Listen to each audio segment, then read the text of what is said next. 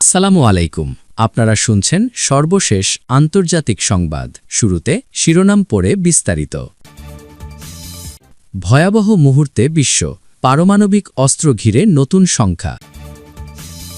যুক্তরাষ্ট্রে প্রভাব হারাচ্ছে ইসরায়েল। রাশিয়ার বিরুদ্ধে নিহত সেনার সংখ্যা জানাল ইউক্রেন। আরও থাকছে যুক্তরাষ্ট্রের সঙ্গে আলোচনায় ইরানকে মানতে হবে যে শর্ত। সর্বশেষ থাকছে পাকিস্তানকে ধন্যবাদ দিলেন আসিফ নজরুম। এতক্ষণ শুনছেন সংবাদ শিরোনাম, এখন বিস্তারিত। তার আগে অনুরোধ থাকবে ভিডিওতে লাইক দিন এবং ভিডিও সম্পর্কে আপনার গুরুত্বপূর্ণ মতামত কমেন্ট করে জানিয়ে দিন। ভয়াবহ মুহূর্তে বিশ্ব, পারমাণবিক অস্ত্র ঘিরে নতুন শঙ্কা।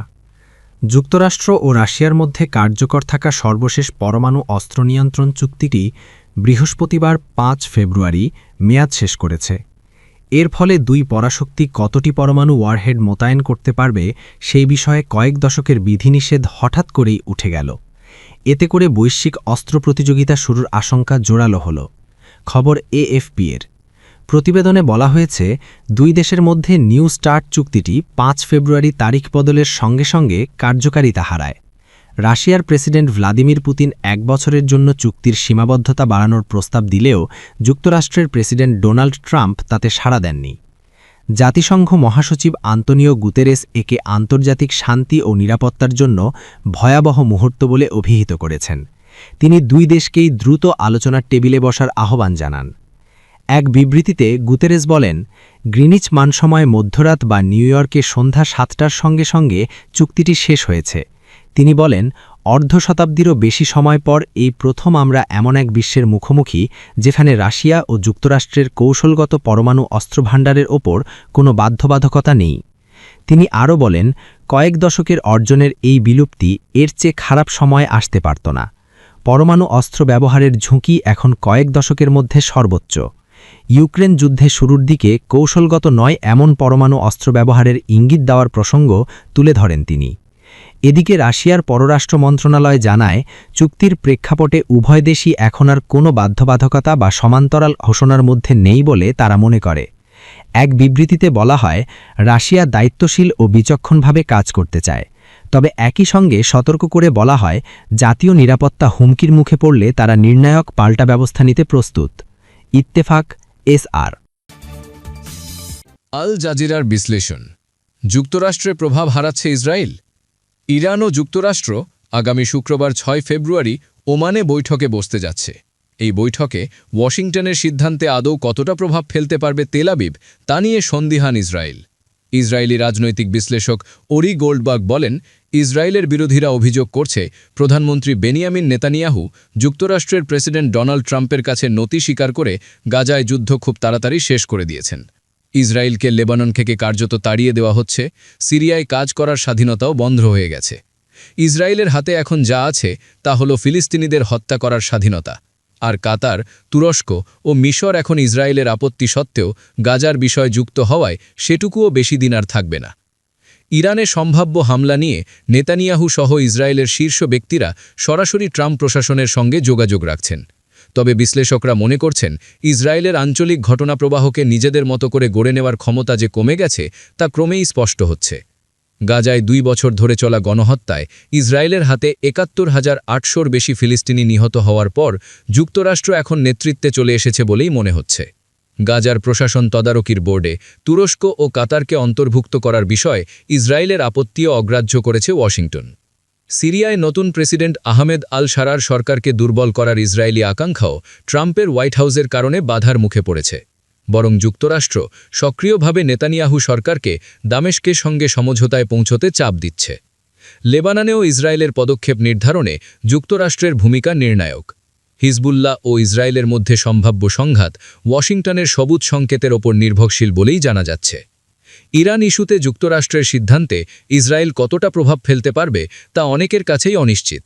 এমনকি এমন সম্ভাবনা উড়িয়ে দেওয়া যাচ্ছে না যে ইসরায়েলের উদ্বেগ উপেক্ষা করেই ওয়াশিংটন আলোচনায় বসতে পারে। ৯০-এর দশকের শুরুতে নেতানিয়াহুর সাবেক সহকারী ও রাজনৈতিক জরিপ বিশ্লেষক মিচেল বারাক বলেন, একটি আশঙ্কা রয়েছে ডোনাল্ড ট্রাম্প ইরানে হামলা না চালিয়ে আলোচনার পথে যাবেন। এতে ইসরায়েলের নিরাপত্তা ঝুঁকিতে থাকবে, কিন্তু তিনি নিজেকে শান্তির দূত হিসাবে তুলে ধরে এমন এক সমঝোতা করবেন যাতে শাসক গোষ্ঠী থেকেই যাবে। তিনি লেনদেন ভিত্তিক রাজনীতিবিদ, এটাই তার ধরন। গাজার মতোই হবে। ইসরায়েল চূড়ান্ত বিজয় নিশ্চিত করবে, তারপর নিয়ন্ত্রণ চলে যাবে যুক্তরাষ্ট্রের হাতে, যার স্বার্থ ট্রাম্পের অধীনে সব সময় আমাদের সঙ্গে মেলে না। Big bad Wolf. বিশ্লেষকদের মতে ইরান প্রশ্নে ট্রাম্পকে প্রভাবিত করার ক্ষেত্রে নেতানিয়াহুর সক্ষমতা সীমিত হলেও নতুন একটি যুদ্ধ শুরু হলে তা ইসরায়েলি প্রধানমন্ত্রীকে বর্তমান সংকট থেকে স্বস্তি দেবে, এই ধারণা প্রায় সবার মধ্যেই রয়েছে। চ্যাথাম হাউসের জোসি মেকেলবার্গ বলেন, ইরান হল ইসরায়েলের বিগ ব্যাড উলফ, এমন এক ভূরাজনৈতিক প্রতিপক্ষ যাকে অনেক ইসরায়েলি কেবল ইসরায়েল ধ্বংসের জন্যই বিদ্যমান বলে মনে করেন। তার মতে ইরানের সঙ্গে যুদ্ধ নেতানিয়াহুর ঘরোয়া সংকট থেকে দৃষ্টি সরানোর কার্যকর উপায় হতে পারে।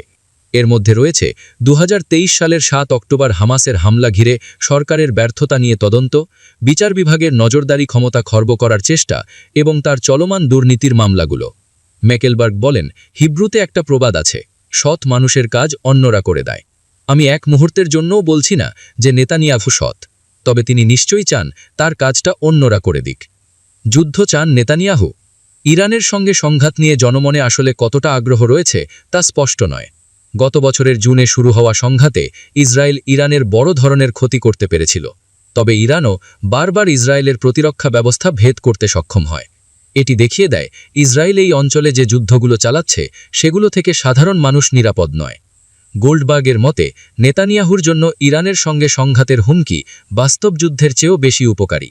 গোল্ডবার্গের মতে নেতানিয়াহুর যুদ্ধের প্রয়োজন নেই, তার আসলে কিছুই করার দরকার নেই, শুধু টিকে থাকতে পারলেই হলো, আর সেটা তিনি দারুণভাবে পারেন। বলেন, তার কথায় বিশ্বাসযোগ্য কোনো প্রতিদ্বন্দ্বীর অভাব এবং বাস্তব যুদ্ধ শুরু হলে যুক্তরাষ্ট্রের সঙ্গে কূটনৈতিক দুর্বলতা আরও স্পষ্ট হয়ে ওঠার ঝুঁকি রয়েছে। গোল্ডবার্গ বলেন, নেতানিয়াহুর বিচার বিভাগ সংস্কারের বিরোধিতাকারীদের মধ্যে একটা ঠাট্টার কথা চালু আছে, এইবার সে শেষ, কিন্তু নেতানিয়াহু কখনোই শেষ হন না।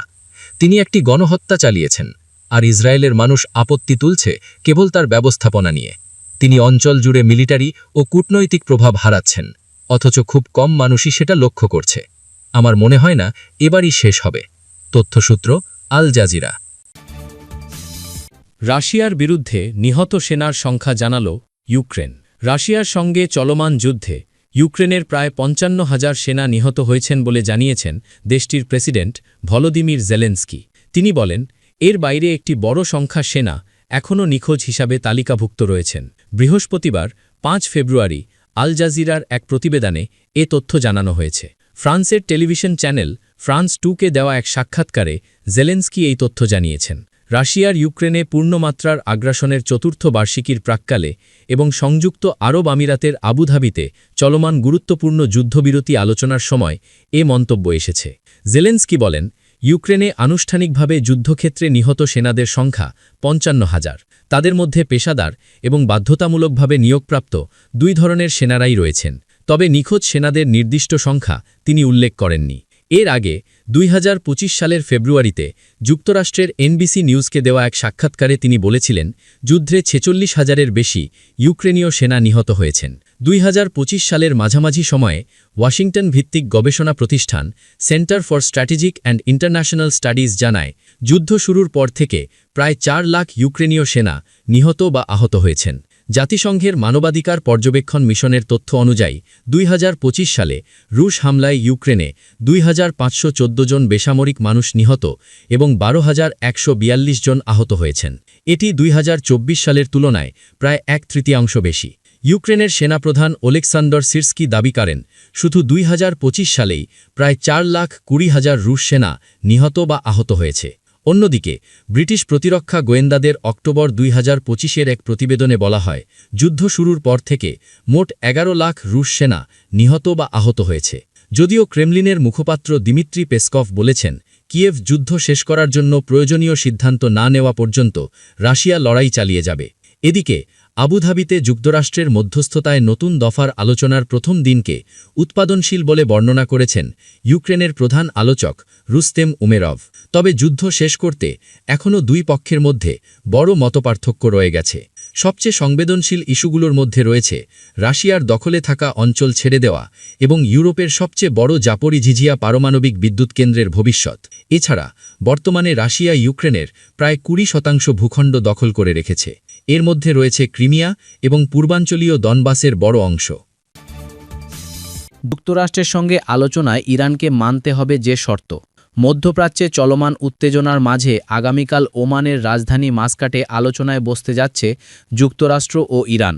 আর এই আলোচনায় কি কি বিষয়ে কথা হবে সেটির একটি কাঠামো তৈরি করেছে মধ্যস্থতাকারী 3 দেশ তুরস্ক, মিশর ও কাতার। বৃহস্পতিবার 5 ফেব্রুয়ারি এ নিয়ে কাতার ভিত্তিক সংবাদ মাধ্যম আল জাজিরা এক প্রতিবেদনে জানায়, নাম প্রকাশ না করার শর্তে 2 জন সূত্র জানিয়েছেন এই কাঠামোর আলোকে ইরানকে ইউরেনিয়াম সমৃদ্ধকরণ অনেকাংশে হ্রাস করতে হবে। এছাড়া ইরানের ব্যালিস্টিক মিসাইল ব্যবহারের ক্ষেত্রেও বিধিনিষেধ থাকবে। সঙ্গে হিজবুল্লাহ ও হুতির মতো সশস্ত্র বাহিনীদের সহায়তা দেওয়া বন্ধ করে দিতে হবে। প্রস্তাবিত চুক্তির কাঠামোতে বলা হয়েছে ইরান আগামী 3 বছর ইউরেনিয়াম সমৃদ্ধ করতে পারবে না। এ সময় শেষ হওয়ার পর তাদের 1.5% হারে ইউরেনিয়াম সমৃদ্ধকরণে অনুমতি দেওয়া হবে। বর্তমানে ইরানের কাছে থাকা 60% সমৃদ্ধকৃত 440 কেজি ইউরেনিয়াম তৃতীয় কোনো দেশে স্থানান্তর করতে হবে। এছাড়া ইরান হিজবুল্লাহ বা হুতির মতো বাহিনীর কাছে কোনো অস্ত্র ও প্রযুক্তি পাঠাতে পারবে না। এগুলোর পাশাপাশি ইরানকে কথা দিতে হবে তারা তাদের ব্যালিস্টিক মিসাইল ব্যবহার করবে না। তবে যুক্তরাষ্ট্র দাবি জানিয়ে আসছে ইরানকে পারমাণবিক কার্যক্রমের পাশাপাশি মিসাইল এবং প্রক্সি বাহিনীকে সহায়তা নিয়েও চুক্তি করতে হবে। পাকিস্তানকে ধন্যবাদ দিলেন আসিফ নজরুল। বাংলাদেশের সমর্থনে বিশ্বকাপে ভারতের বিপক্ষে ম্যাচ বয়কট করছে পাকিস্তান। বুধবার সেই বিষয়টি স্পষ্ট করেছেন পাকিস্তানের প্রধানমন্ত্রী শাহবাজ শরীফ।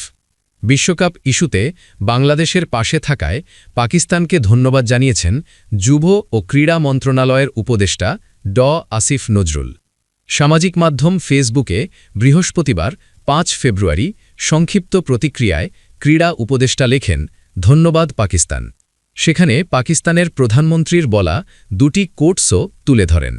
বুধবার মন্ত্রিসভার এক বৈঠকে পাকিস্তানের প্রধানমন্ত্রী শাহবাজ শরীফ বলেন, টি-20 বিশ্বকাপে পাকিস্তান কোনোভাবেই ভারতের বিপক্ষে খেলবে না।